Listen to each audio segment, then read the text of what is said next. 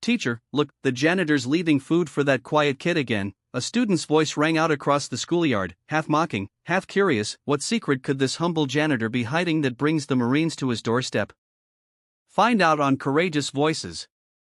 Sam Miller, the old janitor in faded coveralls, said nothing. He just smiled softly, set the sandwich on the stone bench, and turned away with his mop cart as he had done for months. But 1 week later, everything changed. The entire school froze. Through the front gates marched a formation of Marines, boots crisp on the pavement, dress blues gleaming under the sun. Each one stopped and, with perfect precision, raised a salute, not to the principal, but to the janitor. Who was this quiet boy, Eli Thompson, and why had a simple janitor earned such profound gratitude from the United States Marine Corps?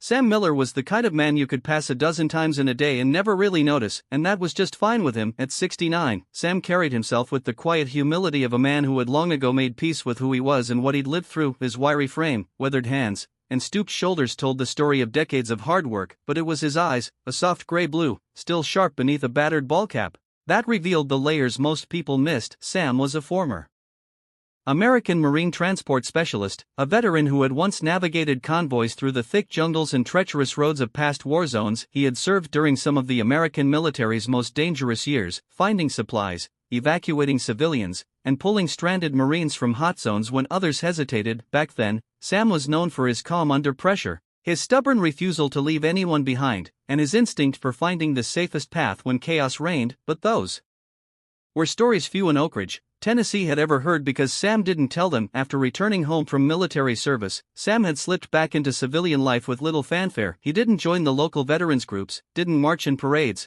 and didn't hang his medals on the wall. He moved quietly through life, working jobs that kept his hands busy and his mind occupied. Mechanic, truck driver, handyman. Eventually, when his knees began to complain and his back reminded him of years spent carrying too much weight, he took a job as the janitor at Oak Ridge Elementary, a small school in the heart of rural Tennessee. There, among the hum of school bells, the squeak of sneakers on polished floors, and the occasional laughter of children, Sam found a kind of peace. The school staff knew Sam as reliable to a fault. He was the first to arrive each morning, unlocking the doors, sweeping the walkways, and making sure the sidewalks were salted in the winter. If the heat went out or the pipes froze, Sam was the one they called, and he always came. He patched leaky faucets, fixed jammed lockers, and replaced flickering lights without being asked. The children knew him as the old man in the gray coveralls, pushing his mop cart down the hallways with a nod and a faint smile. He rarely spoke, but he always greeted the kids with a quiet "morning, kiddo," or a wink as they passed. He was the one who handed out band-aids when they scraped their knees or offered a hand steadying a wobbly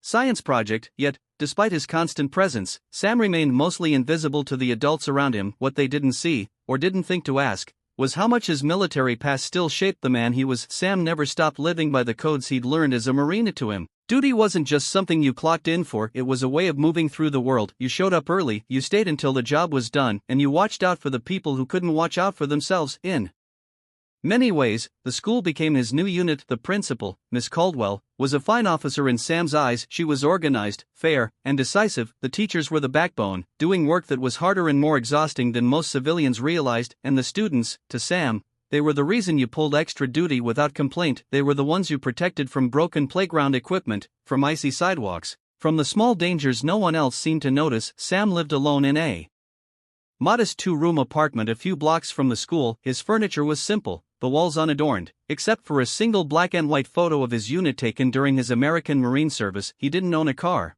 preferring to walk each morning through the quiet streets of Oak Ridge with a thermos of coffee in one hand and a lunchbox in the other. His evenings were often spent repairing old radios or reading worn paperbacks passed to him by the school librarian. Though Sam was humble almost to a fault, his presence at Oak Ridge Elementary was a steadying force. In a world where people came and went, where teachers transferred, students graduated, and even principals moved on, Sam remained. His quiet acts of service formed the invisible glue that held the school together, even if few people realized it. But underneath the quiet routine, something else stirred in Sam. He had seen the cost of neglect, of people falling through the cracks, of promises broken. It was why, without ever announcing it, he started watching out for Eli Thompson, the thin, quiet boy who always sat alone, whose lunch was never quite enough, whose eyes carried a sadness Sam recognized from long ago. In many ways, Sam Miller had spent his life doing the same thing over and over, making sure no one was left behind. And though his battlefield had changed, his mission never had. Can one small act of kindness change an entire community? Stay tuned to Courageous Voices to find out. Eli Thompson was the kind of boy who could disappear in plain sight at 9 years old. He had already mastered the quiet art of slipping through a school day without drawing attention, no easy feat in a bustling elementary school where children bounced off the walls like pinballs, but Eli had learned through circumstances far beyond his control that sometimes it was safer and easier to keep your head down. A fourth grader at Oak Ridge Elementary. Eli was new to the school, though new was a word he was all too familiar with. In just 2 years, he and his mother had moved through 3 towns and 2 states, each time leaving behind a classroom full of unfamiliar faces and a house that never quite felt like home. His parents' divorce had been the first earthquake that split his world, but the aftershocks, the late-night arguments, the financial strain, the hurried relocations, were what left the deeper cracks. At school, Eli sat quietly in the back row close to the window, his brown hair always seemed to fall into his eyes, and his shirts hung a little too loose on his narrow frame. His backpack, faded at the seams, was usually half-zipped, the corners of crumpled paper sticking out, and while other children unpacked lunches filled with peanut butter sandwiches, apple slices, and juice boxes, Eli often sat with a single granola bar or a packet of crackers, making them last as long as he could. But it wasn't just his appearance that set him apart, it was his silence. Eli rarely raised his hand in class, rarely joined games at recess, and rarely spoke unless spoken to. Teachers worried about him. Of course, they'd make notes to check in, to call home, to suggest counseling, but with crowded classrooms and busy schedules, Eli often slipped through the cracks, just one more quiet child in a sea of noise. Sam Miller noticed him. From the first week Eli arrived, Sam watched as the boy arrived early, long before the buses pulled in. Eli would perch on the low stone wall near the east playground, his knees pulled to his chest, reading a dog-eared book or staring off toward the tree line. When the lunch bell rang, Sam saw the way Eli lingered near the bench, pretending to tie his shoes while the other kids rushed to the cafeteria. It was a familiar kind of hunger, Sam thought, not just the kind in the belly, though that too, but the kind that comes from a hollow place inside, the ache of feeling alone. So Sam began quietly to act. It started with half a sandwich left on the stone bench each morning, then an apple wrapped carefully in a napkin, a bottle of water, a cookie now and then. Sam never said a word, never called attention to what he was doing, and Eli, for his part, never asked. But over the weeks, an unspoken ritual grew between them, a quiet exchange that required no explanation. What few people realized was how much Eli had already lost in his short life. His father, once a steady figure in his world, had slowly disappeared after the divorce, first in weekend visits canceled at the last minute, then in birthday cards that stopped coming. His mother, Anna, worked long hours at a local diner, trying to keep them afloat. She was a good mother, a loving mother, but stretched so thin that Eli often became the quiet shadow in the house, tiptoeing around the edges of her exhaustion. Eli didn't complain, he didn't make scenes, he packed his own lunches when there was food in the pantry and made do when there wasn't. He figured out early on how to get himself to the bus stop, how to fold his clothes just so, how to blend into the background so the world wouldn't press down on him any harder. But children, even quiet ones, notice kindness. When Eli found that first sandwich, his fingers hovered over it for a long moment before he picked it up. He looked around, not suspicious, just puzzled, and when he caught sight of Sam halfway across the yard, pushing his mop cart, their eyes met for just a second. Sam tipped his head, barely a nod. Eli, in turn, gave the smallest of smiles before tucking the sandwich into his backpack. It was the beginning of something Eli hadn't had in a long time, consistency, and in a world that had felt so unsteady for so long, that quiet, steady presence mattered more than anyone could have guessed. At first, Sam Miller's quiet offerings to Eli Thompson were just that, quiet, a sandwich here, an apple there, maybe a cookie wrapped carefully in wax paper. Sam would place them on the stone bench near the east playground each morning as part of his routine. Just as he swept the walkways or checked the doors, he didn't overthink it, and he certainly didn't expect anything in return. It was just something a man did when he saw a child who needed help. But Eli noticed. For the first few days, Eli approached the bench cautiously, glancing around before reaching for the sandwich. He never tore into it quickly. Instead, he tucked it carefully into his backpack as though it were something precious, something to be saved. As the days passed, the nervous glances faded. Eli began to expect the small meal waiting for him, not with entitlement, but with a kind of quiet gratitude that showed in the slight softening of his usually downcast eyes. Sam never mentioned the food and Eli never spoke of it, but as winter settled over Oak Ridge Elementary, their silent ritual became something steady in a world that often felt unpredictable, especially for Eli. One cold Tuesday morning, everything shifted. Sam returned from repairing a classroom heater and pushed open the door to his small maintenance room. There, just inside, lay a piece of folded paper carefully slipped under the door. The paper was worn at the edges, the handwriting neat but slightly shaky. "Thank you for the sandwiches. My dad was a Marine, too. I don't know if he's alive anymore, but you remind me of him." Sam sat on the edge of his stool, the note trembling slightly in his calloused hands. He read it once, then twice. For a long moment, he simply sat in the quiet hum of the Maintenance room, eyes fixed on the words. It was the first time in years that something had cracked through the thick shell of solitude he had built around himself. He hadn't known Eli's full story, only what he could piece together from observation, but now the words in the note pulled old memories to the surface. Sam knew what it meant to wait for a father who might never walk through the door again. He knew the heavy silence that came in place of answers. That night, Sam did something he hadn't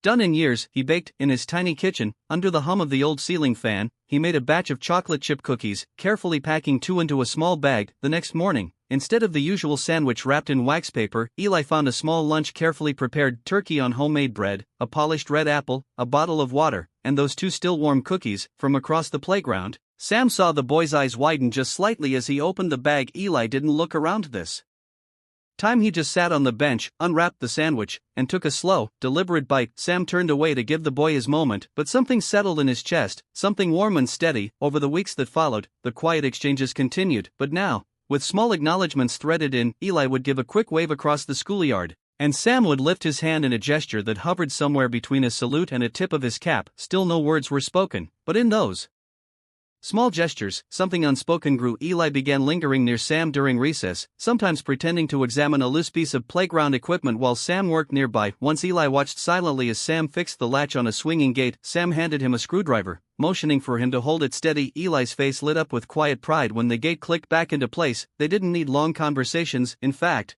they didn't need conversation at all. For both of them, the shared silences said everything. For Sam, it was a chance to offer the kind of steady presence he wished more men had offered him when he was Eli's age. Not loud advice or flashy gestures, but quiet, reliable care. For Eli, it was a lifeline, a daily reminder that someone saw him, that someone remembered. The bond they built was woven from the smallest threads: a sandwich, a cookie, a wave across the playground. But over time, it became unshakable, and while the world around them continued as usual with spelling tests and recess games and parent-teacher conferences, this quiet connection between an old Marine and a lonely boy became something extraordinary. Neither of them knew that soon the entire school would come to understand just how deep that bond ran, but for now, in the quiet mornings and simple routines, they had found something rare: the healing power of being seen. It was an ordinary Monday morning at Oak Ridge Elementary, or so everyone thought. The hum of classroom chatter filled the hallways. Teachers scribbled last-minute notes on whiteboards, and Sam Miller was in the cafeteria wrestling with a stubborn mop bucket that refused to roll straight. Across the playground, Eli Thompson was in his usual place near the stone bench, the small lunch Sam had come to count on tucked carefully into his backpack. Everything felt routine until the first black SUV pulled up in front of the school. At first,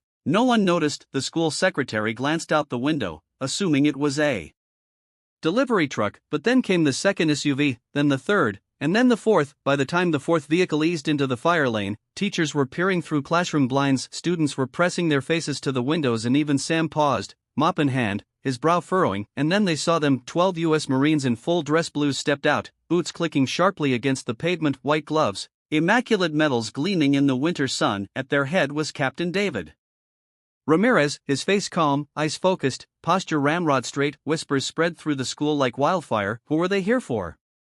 Was there an assembly no one knew about?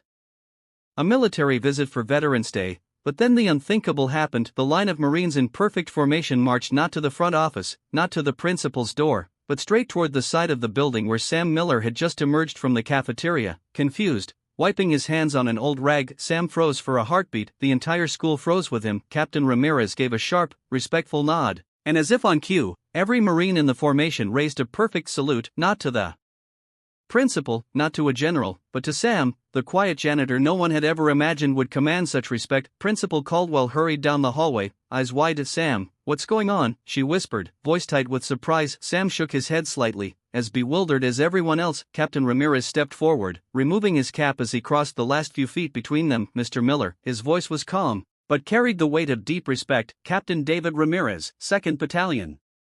5th Marines." Sam squared his shoulders automatically, old instincts stirring. "Yes, sir, we're here to honor you, sir," Ramirez said softly, "for what you've done for Sergeant Michael Thompson's son." The name hit Sam like a punch to the chest. Michael Thompson, a name Sam hadn't heard in years, yet one etched deep into his memory. Michael had been part of the same transport division Sam had helped train decades earlier. Young, determined, always first in line for the hardest job. Sam had written the protocols, Michael had lived them on the battlefield, and now Michael's son, Eli, was the quiet boy Sam had been quietly feeding without ever knowing the full connection. Ramirez's voice softened. "Before Sergeant Thompson's last deployment, he made us promise that if anything happened to him, we'd check on his family. It took time to track them down, but when we found out someone here had been watching over his son, we knew we had to come." Sam's jaw tightened and his eyes burned with the sharp sting of emotion he had spent a lifetime learning to bury. The entire school, teachers, students, parents who had gathered after hearing the news, watched in stunned silence as Ramirez extended a small polished wooden box. Inside, resting on deep blue velvet,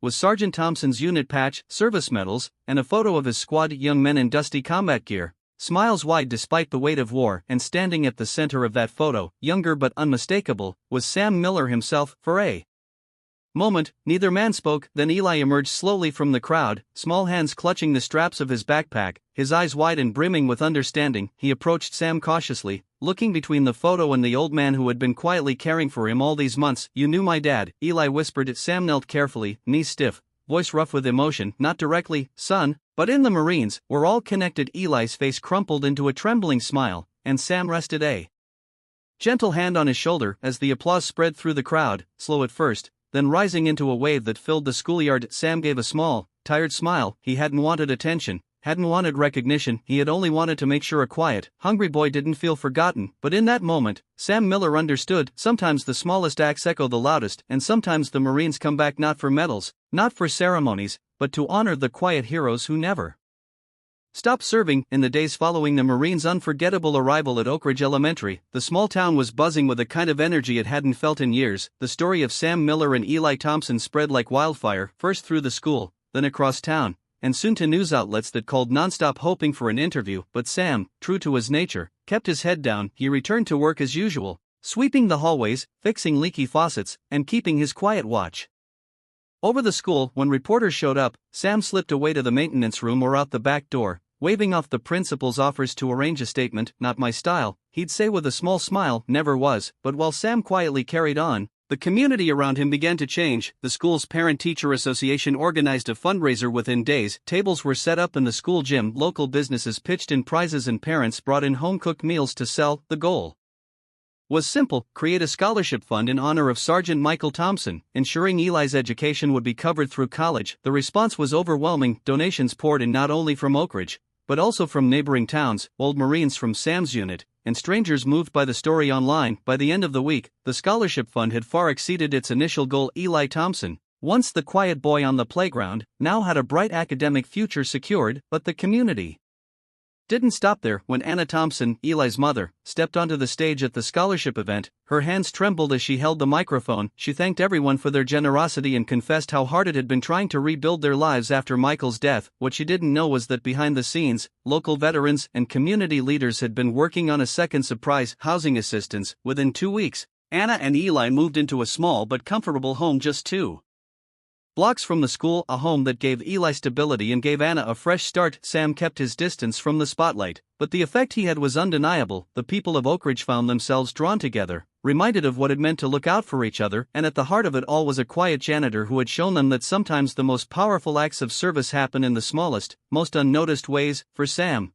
that was enough. In the months following the Marine visit, life at Oak Ridge Elementary settled back into its usual rhythm, but something had quietly shifted. The school, once just a place of routine learning, had become a place of connection, and at the center of that change was Sam Miller. Despite the attention he'd received, Sam remained humble, but Principal Caldwell saw something in Sam she hadn't before: not just a hard-working janitor, but a man with knowledge, experience, and a deep sense of responsibility that could inspire the students. So with some gentle persuasion, Sam agreed to start a basic mechanics elective for the middle schoolers. Every Thursday afternoon, a group of eager kids gathered in the old maintenance room, where Sam patiently taught them how to change a tire, fix a leaky faucet, and understand the basics of engines and tools. But more than practical skills, Sam shared something deeper: the values that had guided his life: responsibility, patience, and always looking out for the person beside you. The class became so popular that parents started asking for evening workshops. Sam just chuckled, shaking his head, but anyone who watched him with the kids could tell he was in his element. Meanwhile, news of Sam's quiet heroism reached the highest levels of the Marine Corps. In a formal letter from the commandant,